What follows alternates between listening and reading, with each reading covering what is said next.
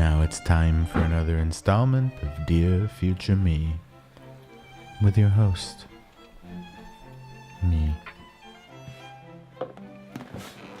How's it going? Hope you're doing well. Here's to 2016. Looking back over 2016, it was...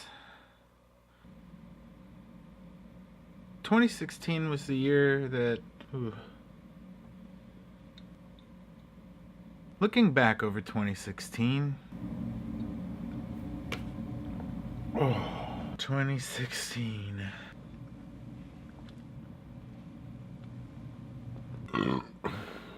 2016 was a bit of a shit show. We got to slowly watch our country turn into a reality show. Public discourse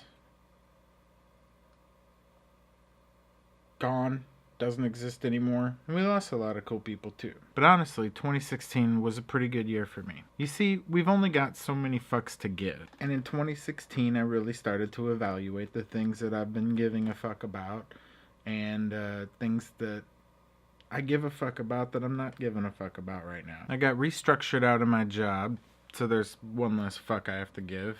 And I've decided to give it a shot not to give a fuck about making money for other people anymore for a while. This year, I finally realized that it's time to start channeling my energy into something that I actually do care about. Something worthwhile that's meaningful to me. And to get out of that rut that I've been in where I solve other people's problems and they give me money and a totally false sense of security and trade. Don't get me wrong, I really enjoyed my work. I met some really cool people.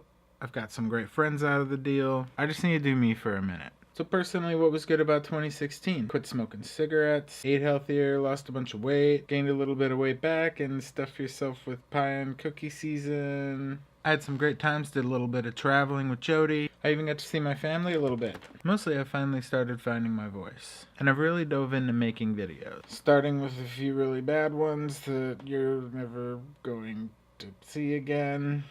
I also discovered how amazing Jody is for supporting me in my decision to let go of the wheel for a little while and see if we can stay on the road. And I'm dedicating 2017 to the goal that by this time next year, Jody can stop giving a fuck too. That's marriage, right?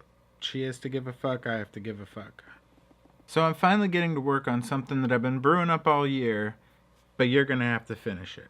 I hate to put it on you like that, but I'm doing this for you, and you're gonna be the one reaping the rewards. So deal with it. I've never been good at finishing things, but this one's important. You see, it's about happiness. I'm finally starting to realize that happiness isn't a goal off in the distance. My happiness has always come from being on the path. Spending my time on the things that I actually love to do. I mean, every second that I'm not doing something about the ideas that are in my head has been pretty damn miserable. Happiness doesn't come from never having to struggle. It comes from choosing to struggle for things that you actually give a fuck about. Now that fake plastic version of happiness, the one where you get to this place where your problems just disappear, bullshit. A life free from problems would be boring as hell anyway. I always like to think of it like that Talking Heads song Heaven. Heaven is a place where nothing ever happens. And that's just it. A life without change or struggle or problems would be so intensely boring. Problems are opportunities. My unhappiness was stemming from spending all of my energy on other people's problems, only daydreaming about my own. So what exactly did I start here? I'm not exactly sure yet.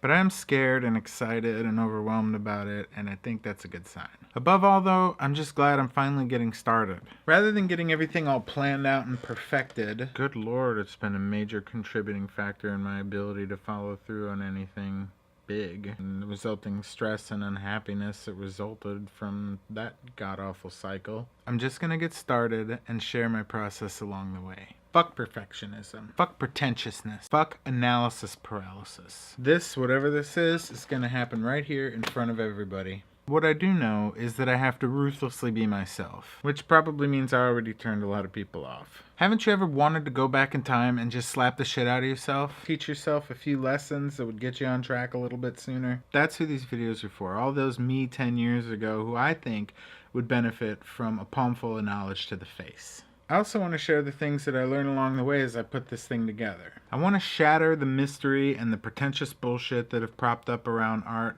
and focus on the parts of it that actually matter. I want to start more stuff and finish more stuff and share that stuff with more people. I want to plan stuff. I want to analyze stuff. I want to build stuff. I want to tear stuff apart. I want to do all kinds of stuff and things too.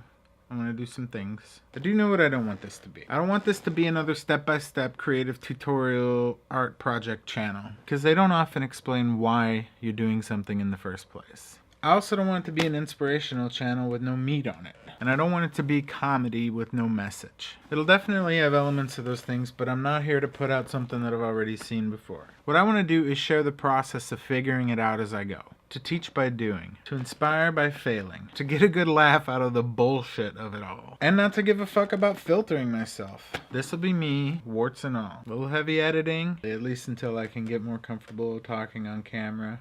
And it'll probably be embarrassing. By the way, does it still feel really douchey when you talk to yourself on a camera? Because that's been a struggle for this first video. I feel like a total douche right now, but I'm hoping that part gets better. The good thing is, as of this video, nobody's really watching yet, so I have time to button it up.